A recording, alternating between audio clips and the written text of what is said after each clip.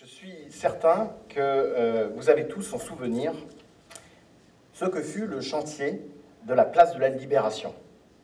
Quelle belle réussite! Ce premier acte de la transformation des espaces publics à Balma doit, selon nous, être aujourd'hui poursuivi avec de nouveaux projets pour une ville qui donne encore plus de place aux piétons, aux vélos. Aussi, nous nous engageons à démarrer une vaste concertation pour réaménager en zone semi-piétonne l'avenue de Toulouse et l'avenue des Mimosas. Ceci permettra de redonner de la vitalité au commerce de proximité existant et d'impulser une nouvelle dynamique d'installation de commerces émergents et d'activités artisanales et artistiques qui aujourd'hui sont en manque d'espace. Parmi les projets que nous mènerons, vous l'avez vu sur nos publications, retenez également les nouveaux marchés. La création d'un marché de quartier à Vidaillan, et plus marquant encore, la reconfiguration des marchés du mercredi et du samedi en centre-ville. Nous avons entendu vos demandes de rendre ces marchés plus accessibles et sécurisés. Ils seront donc relocalisés sur la place de la Libération dont je parlais à l'instant, sur une partie de l'avenue de Lasborde et sur le haut de l'avenue des Mimosas. Pour l'occasion, fermée à la circulation automobile, cela va de soi. Ceci permettra de disposer de plus de place pour les commerçants actuels, avec une accessibilité améliorée, notamment pour les personnes à mobilité réduite, les familles avec poussettes, dont certains sont dans la salle, et vous, beaucoup d'entre vous, qui tirez vos cabas ou portez vos sacs de course. À cet emplacement, vous trouverez plus facilement de quoi vous garer, pour votre vélo, prendre le bus. Nous conserverons d'ailleurs le nombre de places disponibles pour ceux qui ne peuvent venir qu'en voiture, sur l'avenue des Mimosas, libérée du fait du déplacement du marché, et près de l'école Marie-Laurencin. L'extension de ces marchés donnera la possibilité d'accueillir plus de commerçants orientés vers les produits bio et locaux. Parce qu'aménager la ville, c'est également permettre à chacun d'entre vous de trouver un logement à chaque étape de votre vie. Nous produirons, avec les acteurs de l'immobilier, des logements accessibles aux jeunes couples, aux jeunes travailleurs, mais aussi une nouvelle résidence intergénérationnelle en centre-ville. Parmi les projets qui, dans notre programme qu'on va vous présenter ce soir, peuvent tout à la fois être qualifiés d'innovants et de solidaires, celui-ci figure en très bonne place. En effet, nous vous proposerons dans un même lieu des logements dédiés aux seniors, avec toute la domotique utile que lorsqu'on avance avec l'âge, mais également des logements familiaux.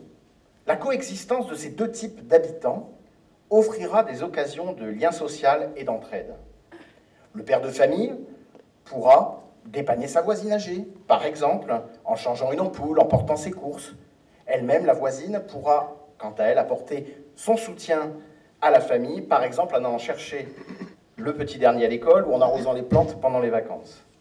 Des activités ouvertes à tous, à toutes les générations, seront proposées grâce à des partenariats associatifs. Pour compléter cette réalisation ambitieuse, nous mettrons en place le dispositif que vous connaissez peut-être déjà, qui a déjà été testé, un toit, deux générations. Ceci va permettre à ceux d'entre vous qui veulent rester à leur domicile en vieillissant de pouvoir, par exemple, héberger un jeune ou une jeune dans un esprit d'entraide entre générations. La prospérité d'une ville tient notamment à la qualité de son environnement.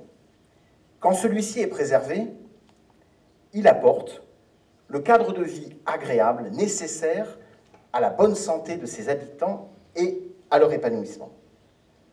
Nous créerons donc, vous l'avez vu dans une de nos publications là encore, un grand parc naturel et agricole qui permettra de geler à l'urbanisation près de 500 hectares de terre sur notre commune.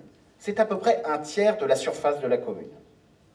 Ce parc sera l'occasion d'augmenter la surface des espaces verts ouverts au public et de travailler avec les agriculteurs à une évolution de leurs pratiques vers plus de respect de notre environnement et de notre santé. Au cœur de ce parc, nous installerons, et là vous l'avez aussi découvert dans la même publication qui en parlait, une ferme municipale. Celle-ci sera menée en agriculture biologique.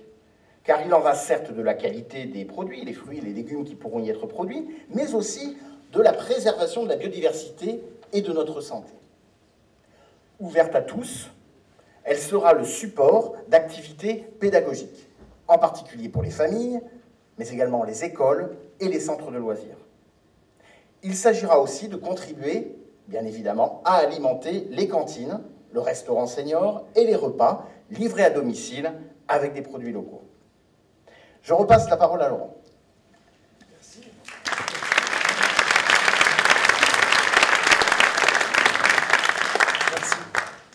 Merci Jean-François.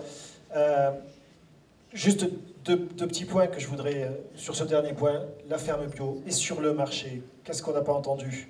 Qu'est-ce qu'on n'a pas entendu sur le marché ou ailleurs pour la ferme bio?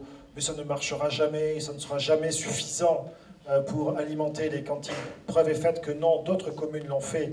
Pas loin, hein, sur Cannes-Fonce-Grive, mais aussi un peu plus loin, du côté de Nice, dans des villes équivalentes à la nôtre. Donc, bien sûr que c'est possible. Le marché également aura de nombreux avantages. Mark Twain disait, ils ne savaient pas que ce n'était pas possible, puis ils l'ont fait. Voilà, et nous le ferons, bien sûr, nous le ferons si les Balmanais nous accordent leur confiance.